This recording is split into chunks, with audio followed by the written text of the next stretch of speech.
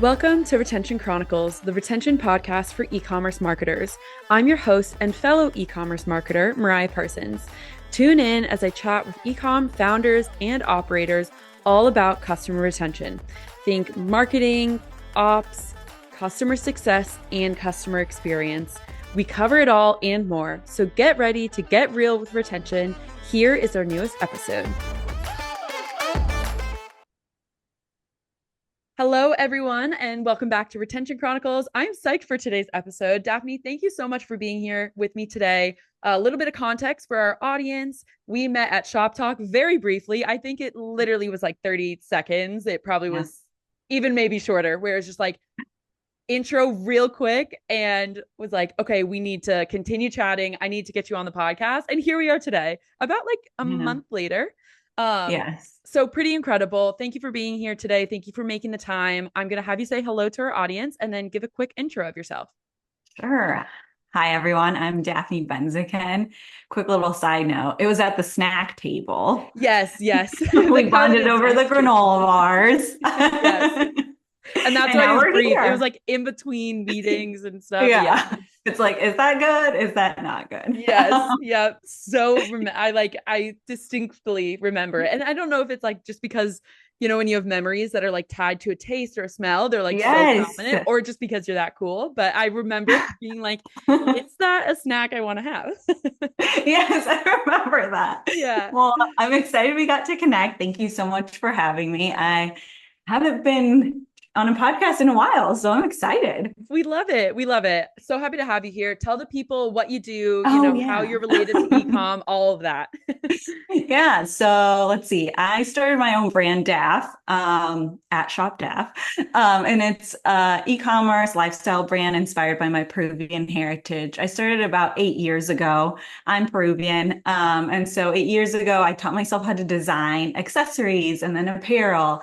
And we launched on e-com 1 year later via Shopify and have been growing ever since. We've been featured on Forbes and BuzzFeed. We're in some boutiques, some trade shows. It's been a really fun journey. And along the way, I met a lot of other business owners. You know, I'd sit down and chat with them, tell them my story, tell them what mistakes I made. And I remember I was like in my co-working space and my friend, the owner, was like, you need to start charging people for their time. You know, I feel like I would just give away my time because it's not a big deal to me. I like sharing. And so anyway, from that, Emerge the Agency was born last year. And so we've been helping small brands really launch into a new product space or market brand or market in general. And we also started St. Louis's first trade show and conference called Emerge the Show. No way. Yeah. Oh, yeah. awesome. So it was very fun. We partnered with the founder of Build-A-Bear. Build-A-Bear was founded here in St. Louis, and we had an all-day conference. I did not know that. That is so cool. I know. I always forget. And then I was like, wow, that's kind of cool, you know? That's sick. Yes, it's sick, Daphne. Give yourself the kudos. And so anyway, we worked with all these minority owned businesses and taught them how to wholesale, you know, line sheets, get your wholesale site up on your website, marketing, all that, and pricing. And then a month later, we were like, all right, I always am the type of learner that I was like, I have to learn something and then I have to like apply it some way to make sure I really grasp it. And so a month later, we partnered with the local Saks Fifth Avenue here, and we had a trade show there. And we invited over 1,000 boutique owners. People were taking orders, and it was amazing. So awesome. Yeah, that's kind of a little bit of what Emerge is doing right now. Just a little bit, just a little tiny fraction of something. You know? No, I think it's so cool that your background started first as a brand, because I feel like a lot of people either start in e-commerce as when they become an agency, they start usually as like an agency or a tech on the tech side, and then become maybe a brand founder. And I don't know if that's just the seat I sit in, being obviously on the tech side of things in e-commerce right now. And I think it's so interesting that you have branched out to become also an agency with the knowledge that you're sharing as a brand. So audience, if that's wrong, if I'm like, no, there are plenty of people that have done that, let me know. But I think you're one of, if not the first, then one of the first that we've had on the podcast who have started on the brand side, but then transitioned into maybe a formal agency that is able to help other brands kind of scale in their industry and put on trade shows and all of the great things that you're doing. And I love seeing, Yeah. Different cities get some, I guess, like a little bubble of e-commerce or get some stuff going, because I feel like a lot of the times the coasts is where, like, obviously just business flocks to sometimes. And so being able to retain some of the talent or founders that are like in different areas and help them out there is really cool. So I love that. That's so fun. Yeah, I actually always say that, daph, like I love daph. That's like my baby, and everything like that. Of But course. maybe it's the stage of life I'm in or something, but I just get so much energy through Emerge, like talking to people and helping them. But it's through daph that I can stay on top of those trends and stay on top of what's happening with ecom and test it out myself with my own brand. So they kind of go hand in hand, Of course. Yeah, for sure. So tell us a little bit about when you were first starting daph, because you had said like you started, learning how to design and putting, for those who maybe don't know, like you put together a tech pack for, like you're actually looking at the design files and working with the artisans of like, okay, where to put this button or cut this, Yeah. inseam or whatever else. So how did you first kind of learn the lay of the land for like design? Was it something you were interested in, or had like maybe just pursued educational resources of like where the heck you even learned to start making Yeah. garments? So, okay, so I never thought I'd end up in the fashion industry. I was actually pre-med in college. No way. Wait, so was I. This is so Oh my funny. gosh, Yeah. really? Yes, yeah. I studied neuroscience and was looking to go into neurosurgery for a Oh bit. And my then I was gosh, like, my dad's a neurologist. oh He my gosh, look wanted at me. this. We're meant to have met and been on this podcast. I know. Um, but anyway, so then I got through school and I was like, I had a management minor. So I was like, oh, okay, kind of like business. And then I ended up going to business school. So in the fashion industry, it's usually common that you're just like, I have a love for design, very creative. I am pretty creative, I will admit, but I never dreamt of being a designer. I approached it more from the business side, like what means can I like develop? What kind of brand can I develop? And, to make my own decisions and kind of be the boss. And so I approach it from the business side, but I'm also very aware of like, my areas of opportunity, right? And so I was like, okay, if I'm going to be a designer, I'm going to have my brand.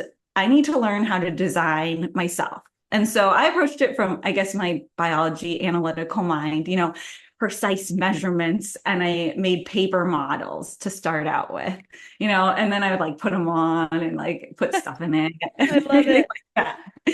And then I was like, okay, I need to find these like manufacturers. And I mean, I just went with like my gut most of the time. So I was like, if I'm going to work with someone, I need to know like what it's like to work there. Like I need to go there and see everything. And then like years later in the industry, I talked to these brand owners and they're like, I've never been to my factory. And I was like, okay, that's just mind blowing to me. But anyways, so I went on this like journey through Peru to this city, Arequipa, which I had never been to. I was born in Lima, and that's where my family is. So I usually would stay there. And I met with three potential manufacturing partners. And by then I had already sent them kind of tech pack versions, which is like tech pack, like you said, it's like the instruction manual for how to make a certain product. And luckily for me, my aunt is actually an architect. So we There kind you go. of judged something up together. Yeah. And I was like, okay, this is kind of what I think it should be like, Googled. I think I got a book on like design. And then I ended up just meeting with the manufacturers, like really checking the vibe, checking the quality, and kind of seeing, okay, which one's closest to my vision and didn't like completely alter it. And so I ended up landing on this family-owned company. It was the father and their daughter, and they were really specific with the type of leather and the type of dyes because I wanted it all natural. And so anyway, since then I've been working with them, and I used to go at least once a year, and I just was there a few weeks ago. But with COVID and everything, I hadn't been there for like 5 years. So we relied on WhatsApp. And so that's Mhm. kind of how my first collection launched. But, the second collection, I was like, all right, I got to step it up. And so through my kind of network here in St. Louis, I'm really close. That's where I got my MBA WashU in St. Louis. I met with this French kind of designer, I guess, teacher, professor. And so I studied with her for 3 months, and she taught me like all about like the colors and the textures and the patterns and all that, and what really goes into a tech pack. And I wasn't that far off, but there were definitely some details and some things to think about that I now, when I pick up an accessory and I analyze it, and I'm just like, why did they do this? Why did they do that? Yeah. So that kind of gave me the confidence in myself to be like, all right, I can design this and I can expand the product line. So that's kind of how I started with that journey. Yeah, very comprehensive. And I can imagine, for those who aren't in fashion, like I've always been interested in fashion as like a consumer, just like seeing the entertainment side of fashion. Like I watched Project Runway growing up, like just like HGTV, like which is more about homes, but just like interior design, like seeing how patterns and colors and everything like all go together. Grew up on the East Coast where I think, like bold fashion statements usually pay off a little bit in terms of just like expressing who you are as a person. So it's always something that I've personally just been so curious about of like, okay, what looks good together, right? Like Yeah.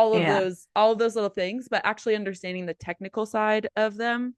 I'm like, I have no idea, right? Like, no clue. I wouldn't know where to start. It would be Google, exactly what you just, kind of went Yeah. over of like, okay, what resources are out there? What people can I meet? What people can I talk to who are like, okay, they're the professionals in understanding this is why you need XYZ in a tech pack, or like this type of stitching is better for what you're trying to do. Like your products are alpaca fleece, Hmm. apparel, and then also leather accessories. So like working with those specific materials, what do you need to consider? Like all of that, all of those little things that I'm sure in the beginning you're like, wait a minute, let's, see, like I have a vision of having natural dyes and natural materials and whatnot, but like how do those come together to then Exactly. take Exactly. what, yeah, is like in your head, and make it into an actual product.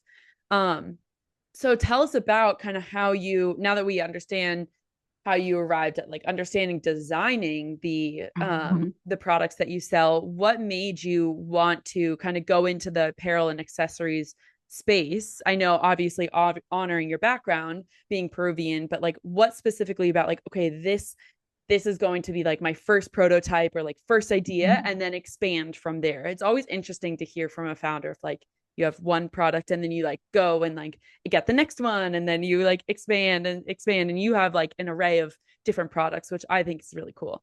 So I'd love to get your Yeah. take. So it all started, which right now we haven't restocked it in a bit, but it started with the idea that I wanted a backpack, right? Every business usually like, what's the problem? And I'm going to make the solution. But in my mind, it was just like, this was a personal problem Yeah. that I was going to solve for myself. Like we were going to make one backpack. Okay. And um, so I started my design with the backpack. And once again, I was just like, this is what I wanted. I really wanted to, and it's really funny because right now, like suede is very Mm, in, right? yeah. Well, I was working with suede 7 years ago. So I wanted to combine the suede and the smooth leather together. I have one of my wallets here to kind of explain it a little bit. Perfect. So I thought this was going to be like the easiest thing ever, right? It's like you have some suede leather and then you have some smooth leather. You're just going to weave them together. No, I was like totally wrong. They needed to like create a whole new tool. And they're like, this is so difficult. Like, how did you think of this? And I was like, in my mind, it's just crisscross, right? Yeah, exactly. You're like, you're just laying it over each other. Yeah. And so I wanted to create this backpack with a little accent in the front pocket. And then I was like, this is great. And then when I met with these manufacturers, they were like, oh, well, have you thought about, doing another like little like fanny pack kind of thing or like, a wallet or something? I was like, no, I was like, I'm here to make one backpack. Yeah. And then I get back, and then I was like, okay, wait, this could be the answer to me always wanting to own a business. Like, I can design something else besides a backpack. Like, I can design other things. And so my first collection was majorly, a backpack, a crossbody, a tote, which did super well. People are like still emailing me to restock it. And then I was like, okay, from a business perspective, my highest season is the holidays. I quickly learned that the consumers were just like, I mean, I love your tote, but I'm buying a gift. Like, I don't know if my recipient will really need a tote or a crossbody or if they'll like it. So then that's kind of where I pivoted a bit and I was like, let's launch accessories. Accessories are a bit more giftable. They're also at a lower price point, so a lower entry point for the consumer. And so they would kind of like move faster. So that's kind of where like these wallets came from. And then these kind of leather cases that we have now, which are pretty popular. And then from there, this was honestly an accident. I love The that people just apparel. stumble into that, right? I know. The apparel. At the time, I was in Peru, and my cousin was working for an alpaca apparel company. And he was like, have you ever thought about introducing apparel to your brand? And I was like, no. I was like, I don't know. That's like learning how to design clothes now. Like that's another like 3 months at least, like Yeah. sizing. What is that? And so ultimately I was like, let's just give it a try. I mean, lucky for me, like my manufacturing partners are very like flexible when it comes to order amounts. That's nice. And so it's not like I was like, oh my God, now I'm stuck with so much inventory that I can't sell or anything. But I also leaned into the model of like unisex sizing, or not unisex, one size Yeah, model. yeah, yeah. So like this piece right behind me, that's one size fits most. And so I found that that was an easier giftable at a higher price point, and it was like unique. So this sweater is actually our bestseller. It's all alpaca fleece, and it's a 2-in-1. So you can wear it like that, or you can flip it upside down, and it turns into like a long duster.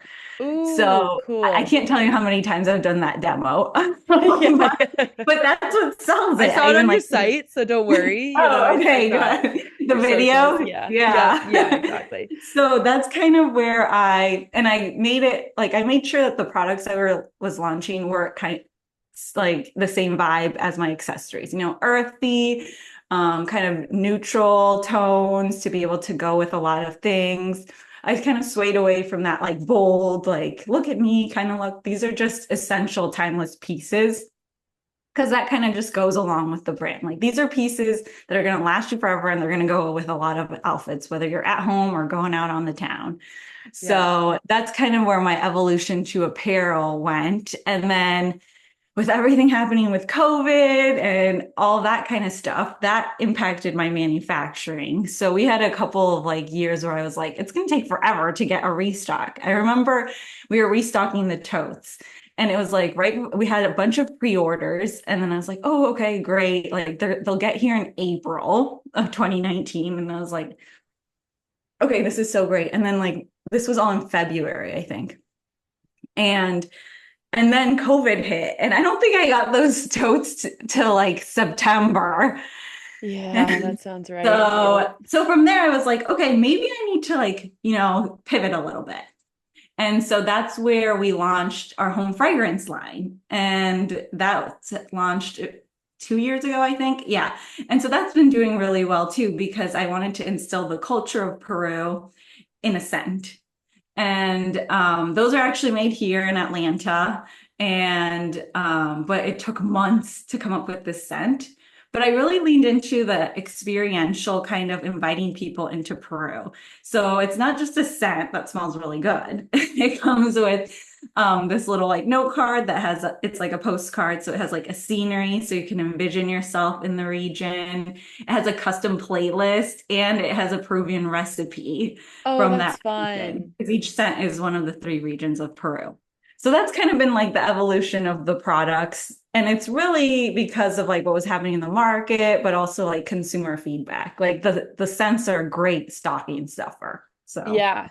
Well, so okay, this is such a perfect segue into talking about like the customer experience because obviously like you're listening to your customer throughout and you're looking at, at the business analytics of like, okay, manufacturing, if I can't get the items I need to restock, then looking at like, okay, how else can I bring, if the brand is all about, bringing Peru and your background to the forefront of like, how can I honor this culture, this heritage, then bringing in like scents and like recipes and playlists, like that is such a cool way to do it. And not a lot of brands have, that experience or that unboxing of like, okay, you get this scent, which yeah, that's great, like the physical product, but then you also get these other other add-ons or other advantages or perks to buying the fragrance. So, and as this podcast is all about customer retention, and the customer experience obviously is, if not the largest role, has not the largest role in that, in the customer retention experience. So how did you come up with like, okay, I want to have this scent, it'll be better for like manufacturers, I'll be able to have, more inventory. So like from a business perspective, yes, makes sense. But then also the customer experience, or the customer experience, how do you like determine, okay, like we're gonna have these amazing scents, how can we then like put it in a postcard, how can we make a playlist, make a recipe, make sure that they're like custom, more custom elements to make sure someone feels like, okay, this is like going above and beyond when it comes to a gift, or for yourself or for someone else. Yeah, so that was really interesting because I really leaned on the experience, right? As an e-commerce brand, and honestly, with apparel, it's like we struggled to really showcase the quality and the softness and how amazing our apparel was. So that's kind of where I learned my lesson, where I was just like, okay, I can make a video, I can have influencers and yell it from the mountaintops. These are like the best pants ever. I can run ads, but nothing really beats that, you know, I feel great in these pants. I literally have people being like, I wear them every day because they are just so amazing. And because of the material, like they're so breathable and like stretchy. We have elastic waistbands, like, so I kind of leaned into that being like, all right, I mean, I'm not going to send everyone a pair of pants, right? So, and then I was like, maybe I could send them swatches. And I was like, no, they don't even, the average consumer doesn't need just some random swatch there. So I went back into like, what is my goal of my brand? And during that time, we also were going through a rebrand because I wanted to really just go back to like, why did I start daph, and what is the goal and the impact I want to make on my current community and a future community? And so that's where I really leaned into like, okay, I want to just activate all of the consumer senses. Like, I wish I could take them all to Peru. Like at one point, I was like, I should partner with some travel agency and make some custom Peru trip and everything like that. But I was like, okay, Daphne, calm down. But the entrepreneur in you was like ready to take off. Yes. It's like real men. And so that's where I just lean in on the senses. I'm like, okay, sight, smell, taste, Hearing. Yeah, hearing. Hearing. So then I was like, okay, how can I do that? I can't send people food. At one point I was like, maybe I can put like a special Peruvian chocolate in every package. But then I was like, oh my God, it's summertime, like they'll melt, it'll get on the clothes, like all that kind of stuff. And so at first, like before the launch, we had already decided on like the scents. And so I created these wooden scent chips. And I would put them in all of the different orders to get people excited. They had like our new logo on it, and they had like a little note being like, something exciting's launching and like you won't want to miss out or anything like that. And so we would give them like a little peek of the scents. And it was so interesting because I guess backing up, we were like, why am I going to be the one picking these scents? Like I was like, I should do something with my customers and have like feedback from them. And so actually we did this scent soiree / like VIP appreciation event here in St. Louis. And we partnered with this local chocolate shop, once again, leaning into a lot of our senses. And so I made these like really cool displays where you had to like lift the little like beaker, and there was a paper flower with the scent, and there were 9 scents. And I had people, it was all like, be our guest, smell, and fill out a form, basically. And I was just like walking around. I didn't really like peek over anyone's shoulder, but it had questions on there like, what does this remind you of? Like, do you suffer from migraines? Because I suffer from migraines. So it was really important for me for these scents not to trigger anything and be unenjoyable.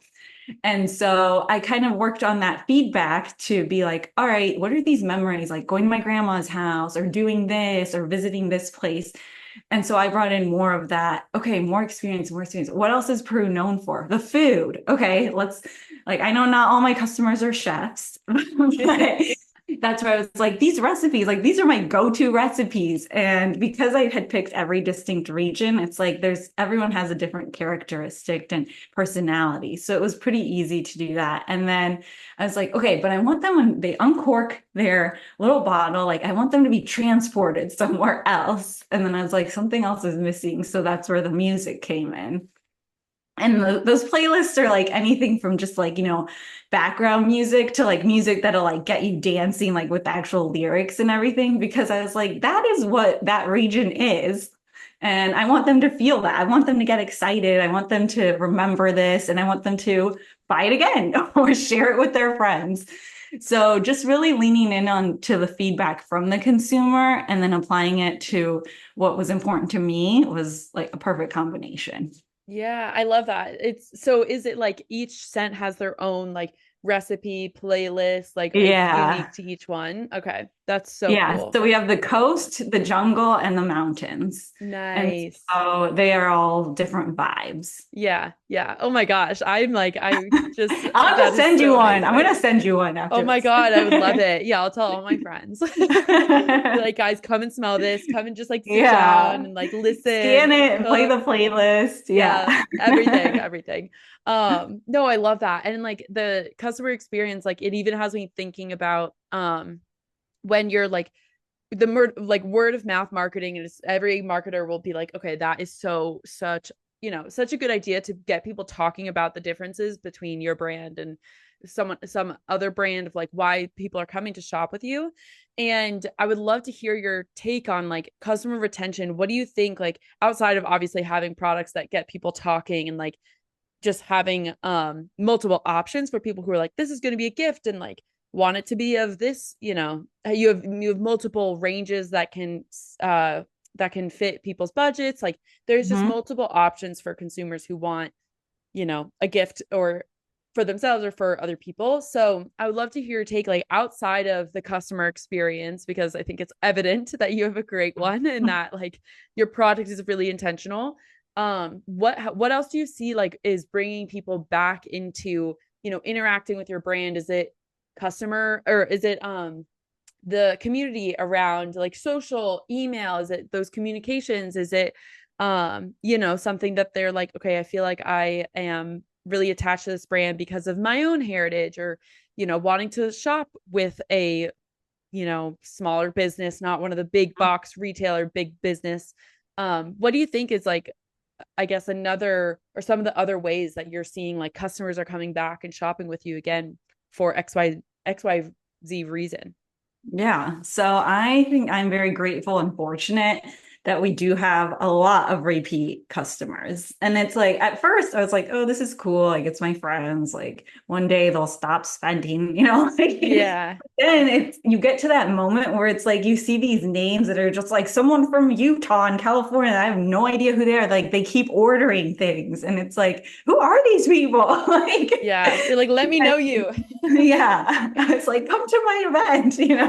like but I think that it's one, the intentionality that we've put into anything we produce, whether it's the thank you card or the email post-purchase experience. I think something that honestly, I love email. I know I everyone's love like that. Not everyone will social, say it. social, Yeah.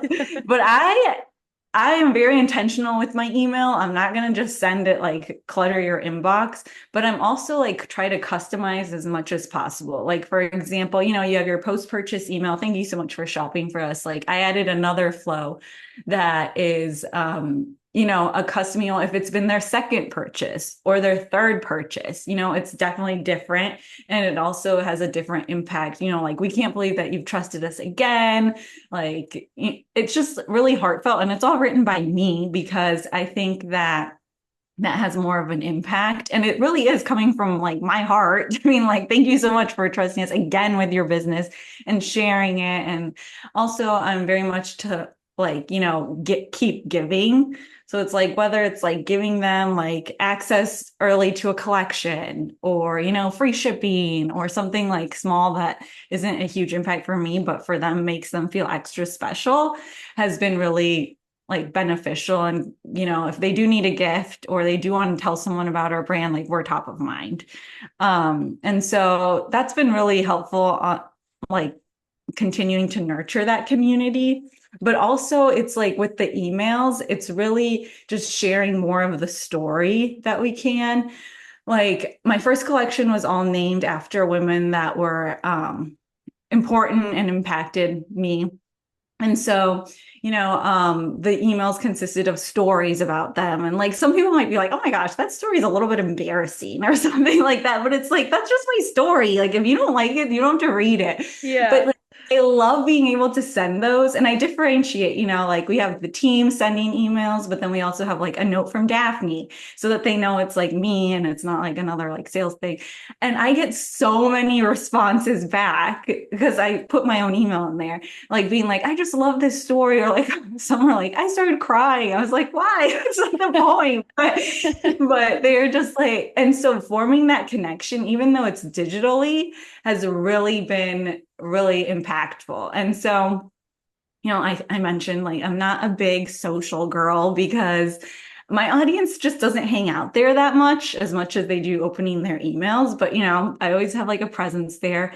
And so most like whenever I share like the background or behind the scenes or I'm in the video, even if I'm doing that silly demo, I get so much feedback on there because people like want to know, why I started it, what I'm doing, why I keep going, and being authentic. That's been really important to me along this whole journey. Has really worked, which Yeah. it makes me feel good that it's Yeah, like, it should. like, people like the authenticity when sometimes things don't go as well. Sometimes they do, here it is. Yeah. Yeah, yeah, yeah. Exactly. And I think that's what will come through in this episode as well, is just the intentionality and authenticity. And I think that's like, when I think about brands that I love to shop with, it's like, I know now I'm personally invested in like these founders, and because of the seat that I sit in, it's a lot of people that I'm interviewing on this podcast where I'm like, I want to, like, I'm telling friends like, shop with these people because they are cool and they're doing it, and like, it takes a lot of work to shop with them or Yeah. to make it so that you can shop with them. Like, they're putting in so much work to try and make it, so that you are not just one, number in like millions of orders, but it's like, okay, this email, like this note from me, I'm sharing this customer story that was really heartfelt, or whatever you're doing in that Yeah. moment. Because also like it's a selfish reason as a consumer. It's like, I feel good when I do that, rather than, just like not knowing, where this product, who created this product, or any story behind it. Like, I am such a I respond to that so well as a consumer. And I think that's what the boom of e-commerce really has done, of like, and social media has lowered, and email, we can't forget it because I know you love it, has lowered like those barriers of like, it is so easy to connect with people that you would have never have connected with before. Exactly. So that makes a lot of sense, that it all, and that like, I see that through time and time again, where it's, I am connecting with this brand because I see the founder, because I see the team, and like, I see all this stuff that's behind the scenes. Like, I love a behind the scenes moment as well. Like, I'm still guilty of it. Or like or like sneak peeks at like new product drops or anything like that. So it makes a lot of sense that that is what feeds into your customer retention strategy. Yeah. Um, Yeah. so one last question before we wrap up. I always love to hear, when you're in moments of like, okay, I don't know how the heck I do this, where do you turn to kind of learn? Like, is it other founders? Is it podcasts? Is it Slack communities, email? Like, where do you turn to? So, okay, this is very difficult. I know it's a loaded question. Um, I've been starting to journal. And Love so that's journaling. kind of like step one, right? So I just like sit here and I just like dump everything out.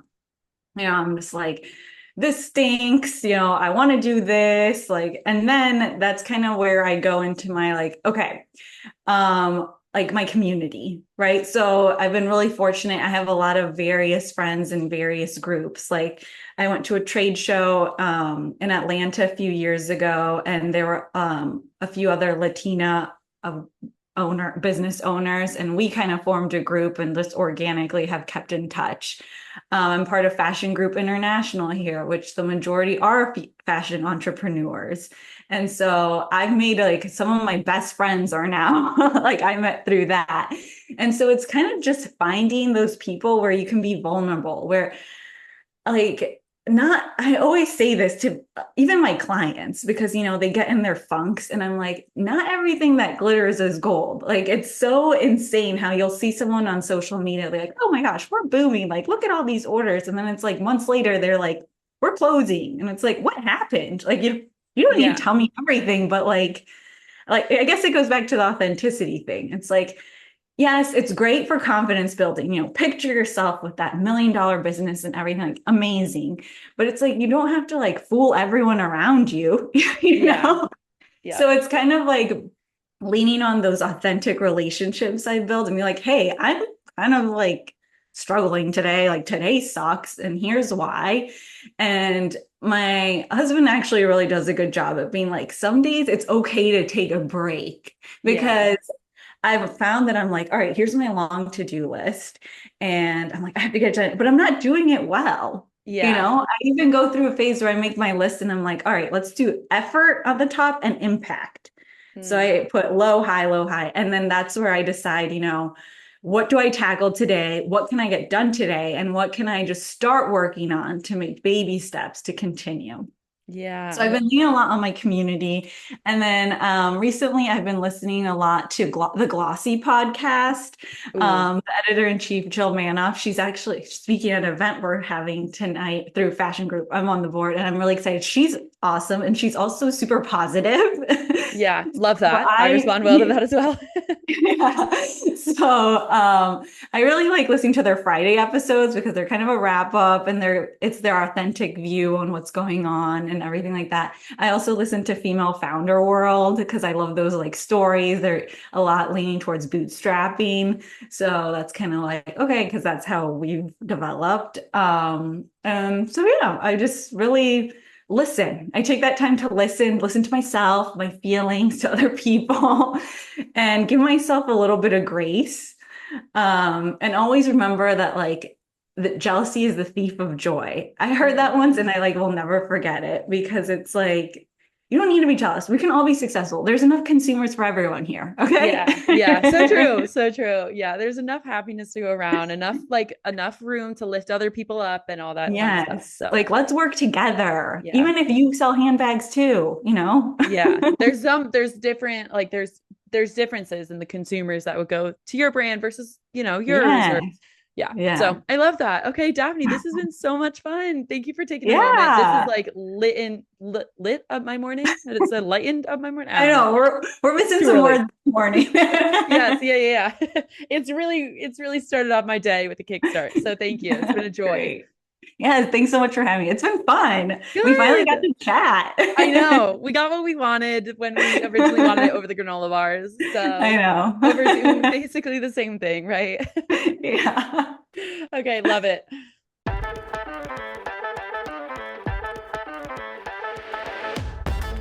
Hello, everyone. It's Mariah again. I am just popping in to say thank you for listening to today's episode.